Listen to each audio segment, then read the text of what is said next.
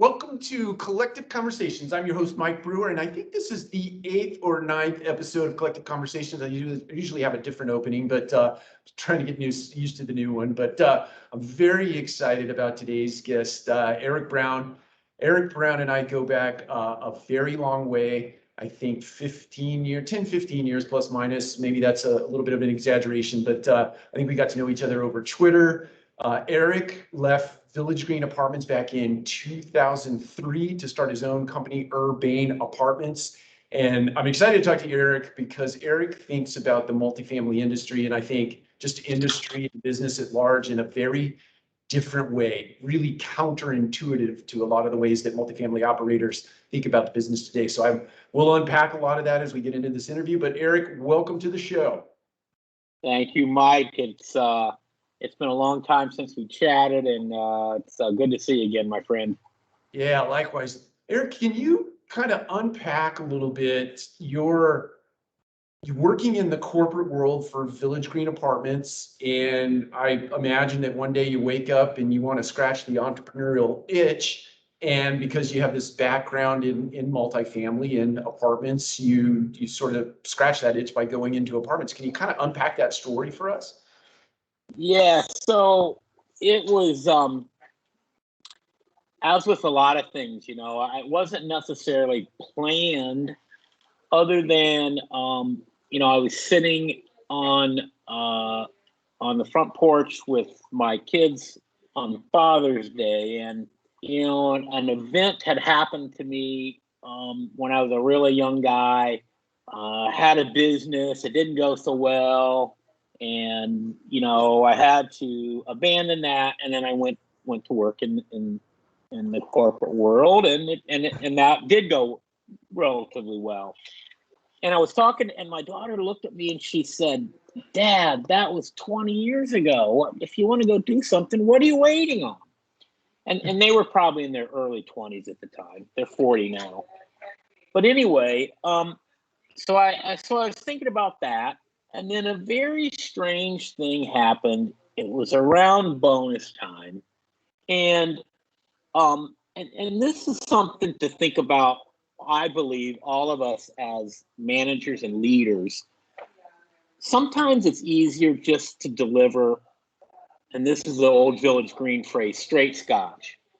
Because I don't even remember what year it was, but it was a low year in the industry. And the whole topic of bonuses, people have this expectation, right? Well, I already had an expectation that I knew where we were. There really probably was either going to be less of a bonus or no bonus. But the character that I reported to tried to convince me about percentages. And I'm like, why don't you just tell the truth? No, this is, and in that moment, I decided, I'm going to go do something else. I'm going to try to roll the dice for myself. And it wasn't that the guy did anything wrong, but my point is sometimes we try to convince people on these analytical things, and many times that's appropriate. Sometimes It's not. Sometimes it's okay to say, "Geez, Eric, this has not been a good year, and here's what it's going to be." Because it was not about the amount. It was not anything other than that whole nonsense that you get caught up in sometimes. And so and at the time I reported directly to Jonathan Holtzman, the founder of the company, at least the founder during that time frame. His grandfather started it. And I just said to him, this was a few days later, I said,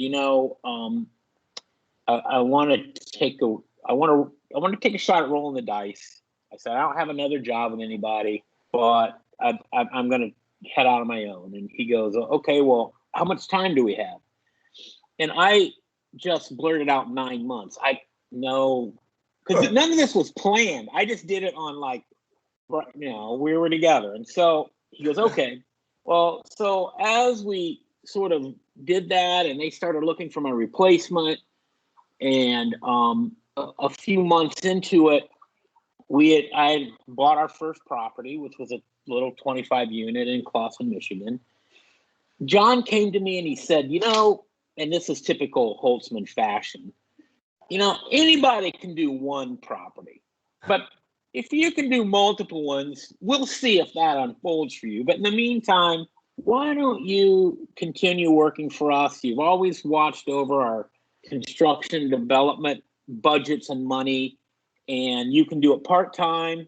We agreed on, he said, look, anything under 100 units, we don't have to talk about if you buy. Anything over, we should, because that would be competition. And I worked there another 10 years while we were doing, getting Urbane going. And so that was really, really, I'm so grateful for that, because that bridged the gap between so many people head out and the whole thing, build it and they will come. That's kind of a myth. I mean, yeah, I didn't have a good plan because the other thing that happened was, I was running the construction development, and there was a lot of resources around me, both people, finances, all of that. And then suddenly now I'm out here, I got to go to the mail. I got to, I'm like, oh my gosh. So that was really swell. And then we just, started, we got our first one and then our second, and, just kind of went on after that. Here we are 20 years later, whatever. Oh yeah, and that 20 years, I think you and I were introduced, say, roughly 15 years ago. I may be making that up. I think it was 2007. I was so that's back in the blog, when the blogging thing kind of first started, and That's right. I don't remember what platform that Seth Godin had at the time, like WordPress. Or no, not WordPress. It began with an S, I think, or something like that. It doesn't matter, but yeah, right, Squidoo, yeah. And I'm like, hey, Mike, I'd love to blog on your blog, and that's kind of how we got going, and we, developed quite a friendship from that. Yeah, that's definitely true. It's interesting, as I was reflecting before hopping on today to do this. There were times where I think you and I agreed on a lot, but I think there were moments where we agreed to disagree. And I think, in hindsight, though, I would tell you, I have come around to your way of thinking. I think it was a function of being in a corporate environment, being in a big structured conglomerate property management, and stuck in kind of old ways of thinking. And I wasn't ready, right, for the way you were thinking about the world. But isn't it interesting? Just think about self-guided tours that we're doing today as an industry. Tell us, when did you start doing that? I don't know, probably 12, 13 years ago. And what was so odd about that was, so our model, it had some inherent flaws in it, starting with, the industry sort of rule of thumb is, for every 100 units, you have one manager and one maintenance guy, and yada yada, and that's probably still relative. But for us, we had 30 units here, 22 units over there, and in the beginning they were fairly close. They were up and down the Woodward corridor, which is between like Royal Oak, Berkeley, those suburbs of Detroit. But so when you think about leasing an apartment, we all know that a certain percentage of the appointments don't show. And so at best, a leasing person, even if it's 15 minutes down the road, by the time they get in their car, drive over there, wait a few minutes, drive back, you burnt up 45 minutes to an hour. And if you have a 30% no-show or 50%, whatever it is, the most tours you could do in a day is probably 6, right? Yep. And if, say, 2 of those don't show up, that's 4 tours in a day. I'm like, oh my God, we are restricted by the amount of leasing people we have. This is nuts.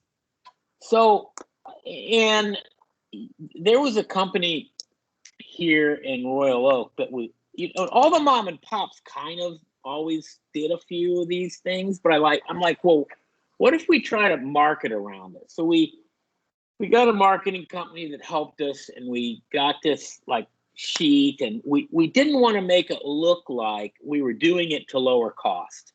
We wanted to try to do it so it added to the experience. And it occurred to me, and I use this analogy a lot. So if you're buying a new car and the salesman tosses you the keys and they say, hey, Mike, you go ahead and take this home for the night. Take your wife out in it, show her the car, and you just bring it back tomorrow. Because some dealerships do that. Versus if he's sitting in the back seat, you're like, you ride around the block and you take it back. Completely different experience. And in the time, our office was set up to where we were really just one big sort of room. And although there was a divider between where my office desk was, and I could hear everything that's going on.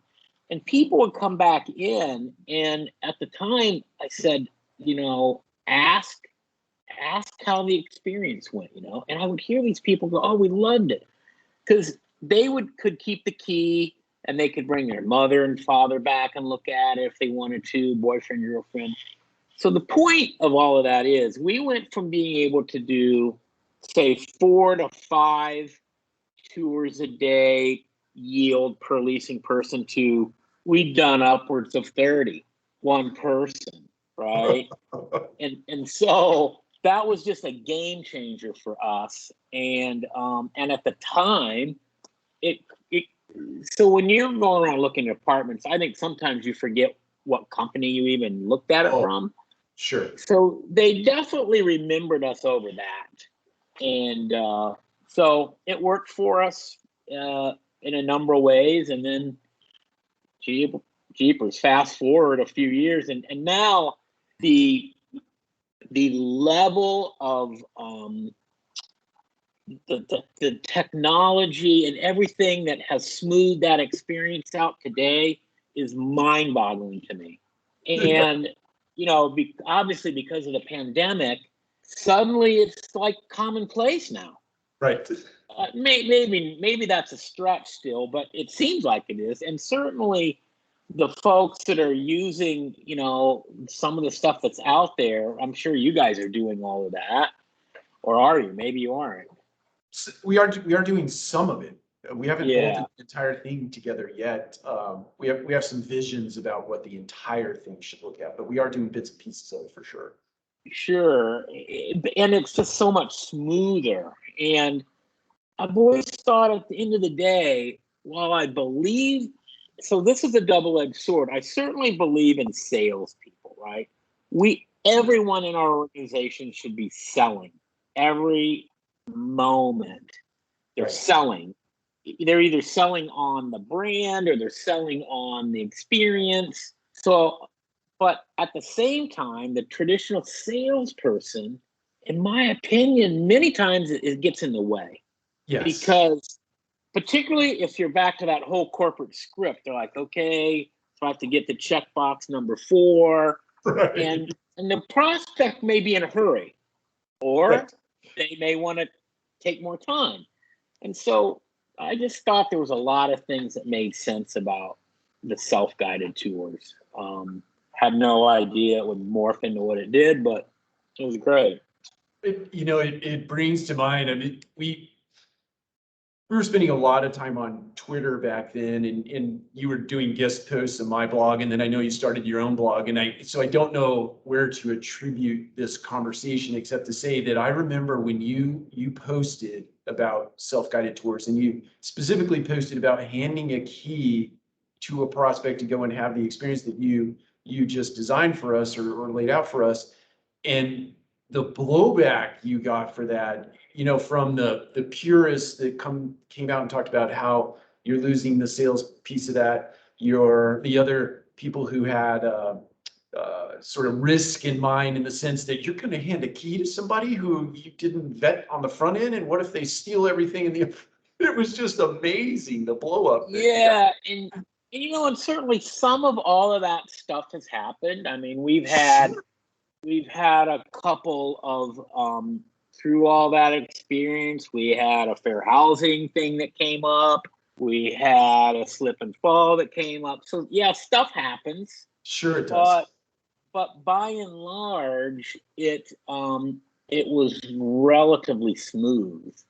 And many of the things, so one thing that, and I say this from a loving, beloved standpoint, our beloved industry is really, really good at fair housing issues and accounting, right? But letting someone wander around by themselves is like, yeah, I think that's true. And by the way, I count myself as one of the critics in the early innings when you made that post. So I was given the blowback just as much. But so I have a question there, because I think that it would provide value for the audience here, especially the youth that are coming up in the industry. What compelled you in that I have to believe there's a little bit of angst on your part when you're thinking about doing this thing is sort of counter to the way that we normally do things. There's a little bit of a like, oh, should I do it? Should I not? Maybe there wasn't for you, but what caused you to just say, you know what? I'm just going for it. I'm just going to do it. Whatever the risk might be, we'll figure that out when it gets here. But what is that little thing inside of you that may be different from that person that hesitates and doesn't act? So, I've always been a results, like, don't measure me on how we get from here to there. Measure us on the result, right? And so I've always been completely okay with responsibility relative to that. That makes sense. And the other thing is, you got to remember, so someone just, I don't know what I was watching.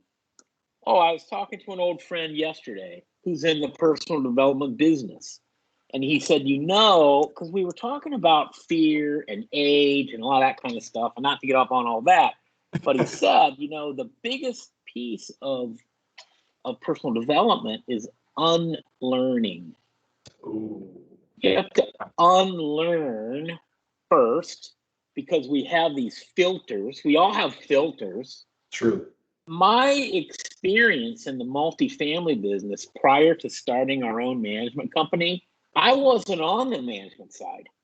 I was in construction and development. Matter of fact, I didn't even like property managers. I liked leasing people, because if the lease up was going well, everything was great. If the lease up was going sideways, everything was bad. And so I didn't come up in that whole realm. So I did not have to unlearn some of those things. I didn't know any different, to be honest with you. It's like, I can't do this and have, 10 leasing people. We couldn't afford to be in business.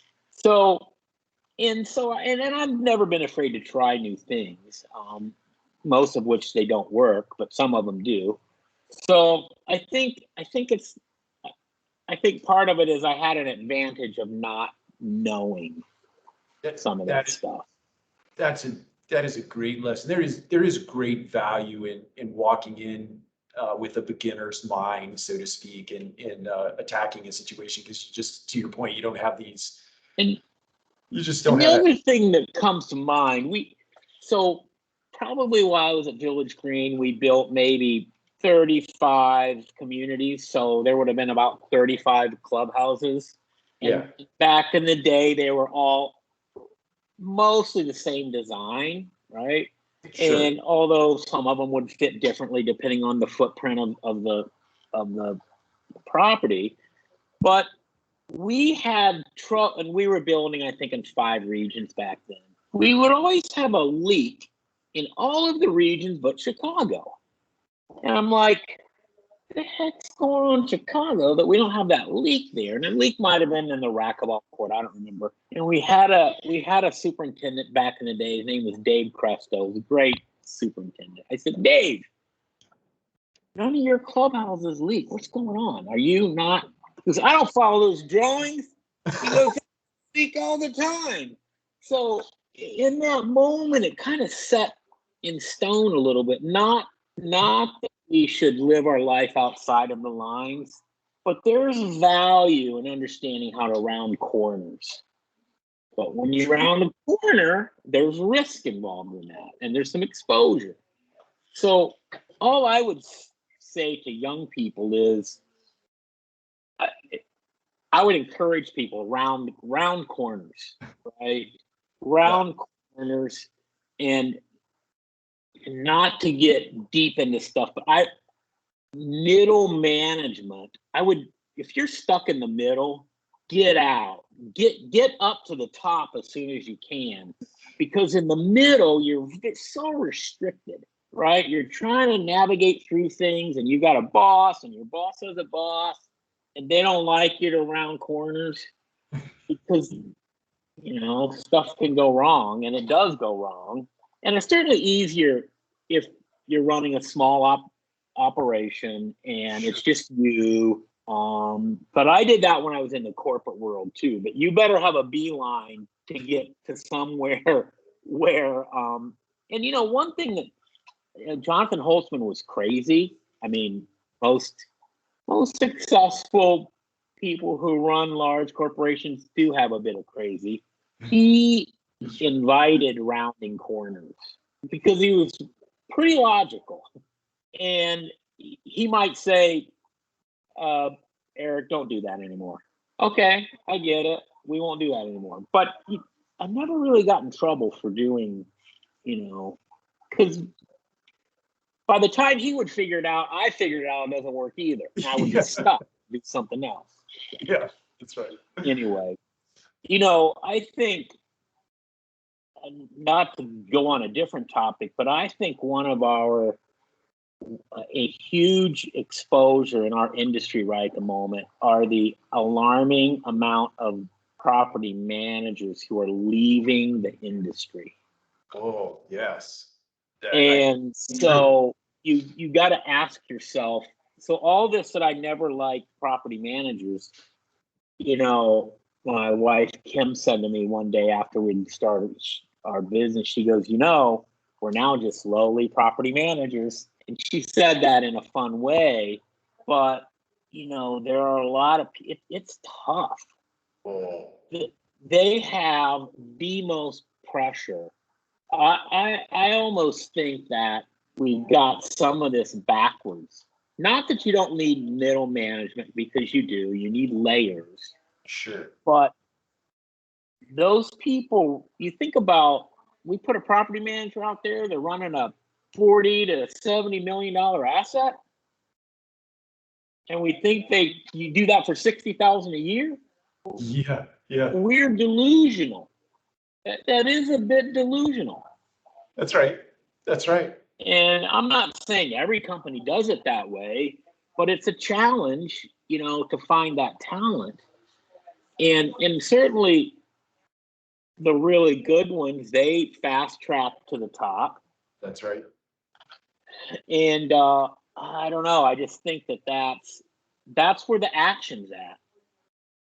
I think you bring up a really good point, and who knows, I'll give you the Reader's Digest version of a thesis that I have and it kind of starts with the punchline, and the punchline is that we have traditionally put people into these positions that are not good at every single aspect of what we ask them to do, no matter how much training we give them. They're not good at every aspect of the business because of the demands that we put on them, right? And it all flows from the top down. And my thesis is that if we can now introduce a nice hybrid automation or centralization and automation with giving these people more pointy type roles and responsibilities, meaning narrower scopes of what we're asking them to do, they can actually be good at what we're asking them to do, right? We take away all that routine work that they know, they sit in a chair behind a computer, they nest, and I got to get a report out, my regional manager, right? And they don't do customer service. Right. People in the they eyes. get really good at managing reports. That's right. You know, and I get that there's a value in the reports. I understand all that.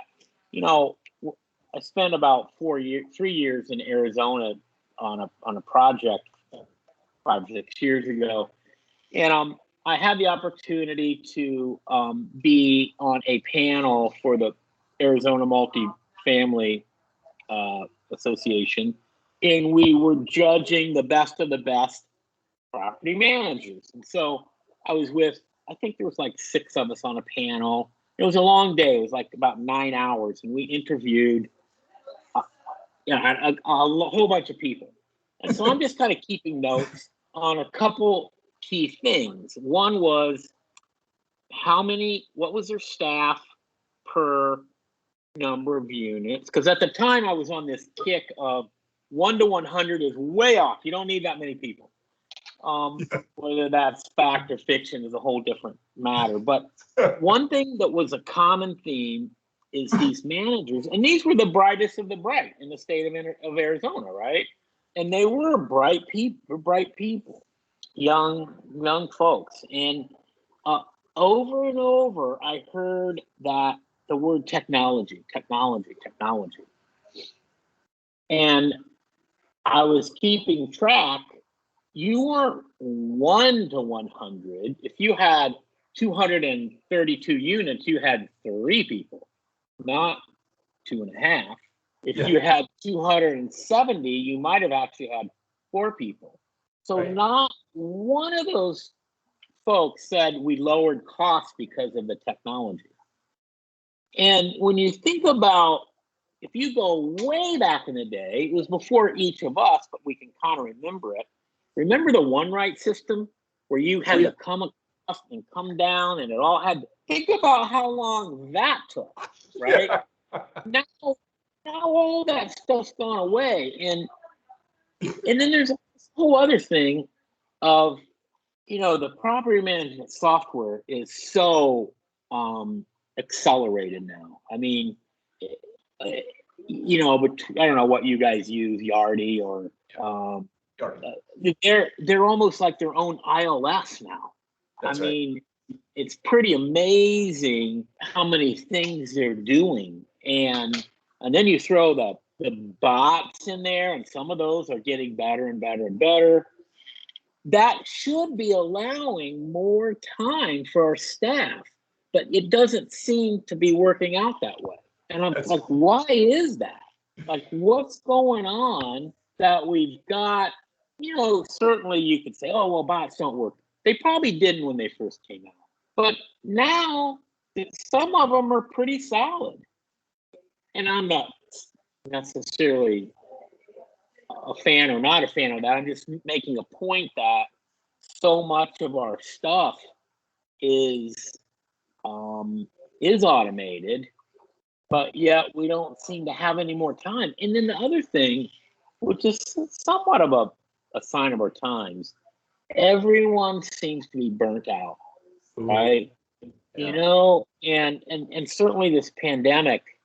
By the way, I want to say one quick thing about that, because it involves one of your old, I think you even worked for him actually, but I was watching a video of Sam Zell, and he was being interviewed. And this was in late April of last year. So we had just we were about 45 days into the pandemic. And in typical Sam Zell fashion, right? He's talking about things. And he said something that stuck with me. And he was yammering about, he remembered, I don't know if it was his parents or his grandparents.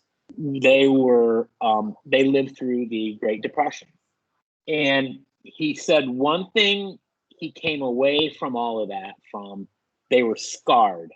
And he used the word scarred. He goes, I feel that when we come out of this thing, people are going to be scarred.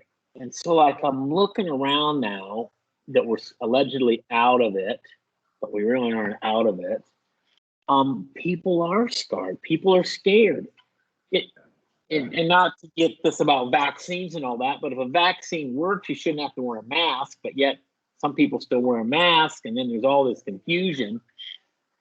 And so I just think that our staffs at every level, they got that stuff going on, right? That's right. And that just is a whole nother level of compassion and empathy. And at the same time, we also have to perform. I don't know. I guess the point of all of that is it's affecting more than just the service industry. And then take our maintenance guys. Oh, They yeah. never stopped, right? They're going in and out of this stuff like it's That's tough. right.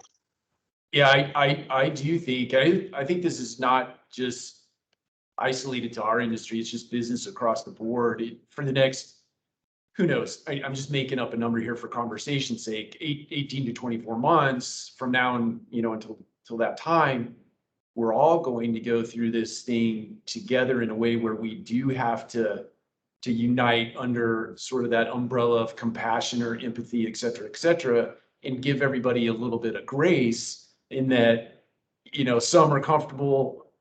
People are comfortable at every variable, right? Yes. Yeah. And I think that because we're in the housing industry and because and we're in a service industry, I think it's incumbent upon organizations to help in that, let's call it therapy, right? Because this is really like PTSD. We have to help in that therapeutic journey of getting people through this next 18 to 24 to 36 months in any way that we can. We can't just look at people as a way to get business done. We have to look at them holistically, and we have to think about their mental health as well as their performance on the other end. And to the extent that we can help in that or insert ourselves in the equation, we should do that. Yeah, and those of us who might have been on the edge or have mental health issues already, that Sure. just got exponentially expanded. And so, I think the whole, in to your point, not only in our business, but in many of the businesses, we are restricted by the labor pool available. Because I think a lot of people have gone through and said, this isn't worth it. I'm going to go do this. Or I'm going to learn how to resell on Amazon or whatever. And I also feel like this whole work from home thing will not last forever. No. Me, No. I feel like, not to get too crazy, but I feel like, most businesses are run and owned by capitalists, and many capitalists are command and control, whether we agree with that or not. There's a lot of them that are. Sure. And they want to kind of look out over things and see it. And I've never been a big work from home guy. I don't like to work from home, really. Yeah. Maybe, yeah, but I just always liked to rather come in the office. But I think people kind of got used to working at home, and not so much in our industry because you do have to be there. Although we all figured out kind of how to do it for a few months, but Sure. I just think the point of all that is there is a lot, and then think about another thing. Say for 2 to 3 years from now, when all the high school kids are you're interviewing them, they through the pandemic, they are going to be thinking differently. If we think they're going to think the same, we're delusional. What are we going to do? Because they have that whole experience. That's right. And so I think, to some extent, my opinion on technology is, how can it get any better than it is? It's so good now. There's so many good things. Not all of them are good, but many of them are good. We got to figure out the people side of this thing. To me, that's the next innovation of because to some extent, Mike, we're still doing most of that the same way our grandfathers did it. Yeah. And I don't know what the answer is necessarily, except that, you know, I love and have always loved Airbnb. I mean, I just think their model is really strong.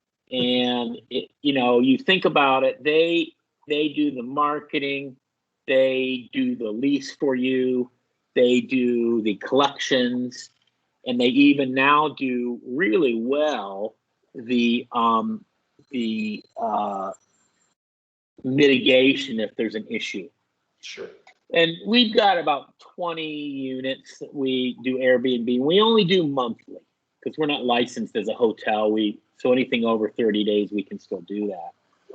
And I feel like their customer service is pretty high, you know, and the way that and you think about it, we as operators, some of us have trouble managing the asset that we can feel and touch. Right. They don't have that luxury. It's someone else's asset. Yeah. And they're managing that experience. I guess we should define, what are we managing? We should be managing the experience of the customer. That's right. Nothing else matters. That's right. It just doesn't. So how can we do that with all of these sort of challenges that are going on, and do it differently and better than anybody else? I'm not sure the answer to that, but I think that's what we should be thinking about. You know, we all get stuck on things like, oh, we have 24-hour maintenance, and they'll get your stuff done in within a certain amount of time. Maybe the customer doesn't care about that. Right. Maybe the customer would rather just have an automated text that says, here's when they're coming, here's when they're leaving. You know, how do we integrate pieces of technology that we already have? And maybe some people are already doing those kind of things. Sure. But to me, that seems like a significant risk for the young folks that are coming up that will at some point be sitting in your chair 10, 15, 20, whatever, how many years from now. And they're going to have to be doing it differently, I think. I mean, I don't know where you live, what's going on where you live, but have you noticed the amount of Teslas that are now around? The amount you paid it. What was that? The amount of? So so in the past, say 90 days, here locally, I'm seeing a Tesla on every corner. Yeah. Yes. Yes. So suddenly someone's, you know, since the whatever the model is, I've always been an Elon Musk guy, follower, but lots of people aren't. I get it. Sure. But the only point I'm making is there are a boatload of people starting to say, I'm going to buy that car online. I don't really care. I don't know where you have the service and all that. I don't really care about there's no infrastructure yet, but I'm doing it anyway. Yeah. And so those people want to be serviced differently. That's right. That's right. And so how do we do that, right? And how do we get some fun back into the whole thing, right? Yeah. It doesn't have to be such a grind, but it is. And then, you know, I think about things like, what if we were teaching financial literacy to our employees? Yes. Yes. You know, and help them figure out a way, because we live in this world. And, you know, as I've aged personally, I've sort of drifted toward the whole, I'm not a fanatic minimalist, but stuff doesn't mean that much to me anymore, right? Sure. Things, and it's kind of like, so as I've done that, I've really just gotten rid of any kind of debt and all of that. And there is a freeing moment when you know you don't have payments. That's But there was right. a time when I got a bigger car, every time I got a bump in salary, I moved. So, and then Yeah, you right. think that we buy things to house our stuff. Yeah. Your garage. Now houses come with a game room and a bonus room. All that is to put more stuff in. And Right. if you want to do that, that's totally okay. I'm not judging anyone. Right. But I do believe there's some value in, because since lots of times people get into that and they can't get out. That's right. And That's right. and maybe part of our training should be some life skills. Not that you could say, oh, it's not our responsibility. I get that. It's probably not. But I not to cut you off there, but I agree with you in that, my wife and I had the great privilege of having somebody that took care of our kids from time to time that was just an amazing human being, but she couldn't balance a checkbook, much less like do a bunch of other things. And we ended up helping this person facilitate the purchase of a vehicle, right? She had no idea how to do that. But yet she was in her mid-20s, right? And there are a lot of people in this industry that are just like that. And I do believe, I think Peter Drucker said this, so I can't take credit for it, but one of his thesis was that business and organization was set in place to serve the people that serve it. And that didn't mean necessarily and completely and wholly about the business outcome. It was about the business serving that person as a whole person and helping him build character. Let's reduce all that to the word character. Help people become of great character so that when they're going out into the world doing whatever it is, they could do it well, right? yeah. And that I think a business should be. And I think to your point, shifting the way business is looked at to this day, it's still, look, you still got to make money, you still got to sustain yourself, but you can build people at the same time and bring them right along with it. Jack Stack wrote a book called The Great Game of Business. Absolutely. We are starting to teach that great game of business using that book in this business for that reason, to help people understand. Who used that book extensively was a small deli in Ann Arbor, Michigan, called Zingerman's. I don't know if you've ever heard of them. I just did a post about them. You did? Oh, great. So they, if you're ever around there, go over and get one of their $20, pastrami sandwiches. But they have figured out how to create a $45 million business out of a single deli. But how do they do it, right? They have the Zing train of businesses.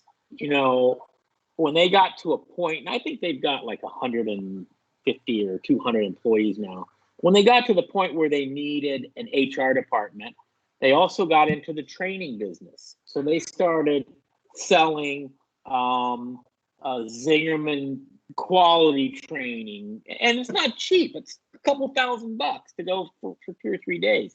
So they were experts at turning an expense into a revenue stream. Yeah. But Ari, I forget what his last name is, name's with a Z, but he's one of the owners and he wrote some of their books. I don't know if you've read any of their books, but they're fabulous. But he said something that was really telling. It's his opinion that if you're going to make a change, a procedural change, small, medium, or large, figure 2 years. He feels that in order to change something, it really takes upwards to 2 years before it goes from however you're doing it now to it's running smoothly.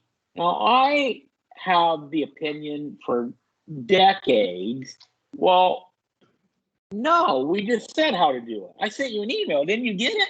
Yeah. It's way more than that. He says you have to keep saying it over and over. The other thing you have to do is someone in your company, and they do it really well there, you got to tell the story. What's our story? How would we expect a new hire to know that? And, Village Green had a thing called VG University or something like that. And I always thought that was pretty cool. But you left with this big binder of stuff that I don't know if anyone ever read anymore. But the whole theory that Zingerman's has is to keep doing it, right? Keep talking about it and talking about it and talking about it. And the other thing they do that I always thought was fascinating are vision statements. He's like, forget about business plans, do a vision statement. And all a vision statement is they do it out 20 years. What do I see in 20 years? What does it look like? What does it feel like? And they get everybody's buy-in. Yep. So, and he said it takes 6 or 9 months to do a vision statement because it goes back and forth. And again, I shortchanged myself by always working for command and control kind of guys. They don't believe in that kind of stuff. I'm like, no, here's how we're doing it. Don't you understand? But the company I worked for they did a consulting work for in Arizona, they were, it's the first time I'd ever worked for a female. And I love that. She was wicked smart. Her name was Leslie Bryce, and she was a complete 100% consensus. It drove me nuts. You want to make a flipping decision? And she would just look at me, right? But I feel like that's sort of, we need a dose of that. It may not work in every situation, and by the way, she did make decisions, but she was a consensus. The whole company is consensus, and it makes a big difference. I think it does. I think especially as you get bigger and you need buy-in from constituents across disciplines, right? It does take longer, but it does yield a better result in the end if you because all the people are working. The silos. Yeah, that's right. Eric, I know we're running up against an hour here, and I wanna make sure people know where to find you. Is it right you held something up earlier before we started recording? Is that a public thing you want to share now? Or Sure, yeah, that's totally fine. I would love for you, because I think the company that you're referring to, that's when you started authoring this particular book, right? It is, yeah. Yeah. And so if you don't mind sharing that, and then share where we can find you online before we wrap here. Sure. So I just, in the last week, got a book published. I've been working on it for way longer than I thought. It's The Second Act Entrepreneur. You can find it on Amazon, and you can find me. My email is ericbrown.urbane, URBANE @gmail.com, or on Facebook or Twitter. And happy to help anyone I can. Yeah. I would tell any of our listeners and/or our viewers that Eric will absolutely respond to email or any of the social channels. But if you want to think counterintuitively about the business, and it seems like no matter the topic, Eric can twist what seems like common logic around into a different kind of logic that is absolutely just as applicable. And many times it's far in advance of the time that things actually take mass adoption or get mass adopted in our industry. I've always found him fascinating in that respect. So Eric, thank you for the value you've dropped on this industry, at least in my opinion, for a very, very long bit of time. And I hope we can do a round 2 at some point, because anytime, Mike. I've always enjoyed talking with you, and thank you so much for the kind words. And you're a vanguard yourself, my friend. And it's been fun to watch your progression. And I think you found at least a couple or more pretty good companies to work for throughout your career. And so that part, as young people are going through, part of it is picking a company that you're compatible with. There's lots and lots of companies out there, and I'm not judging good or bad. It's whatever your personal things are. But so anyway, thank you for having me. I appreciate it. Definitely. Thank you. And we'll see you next time around. Awesome. Thanks, Mike.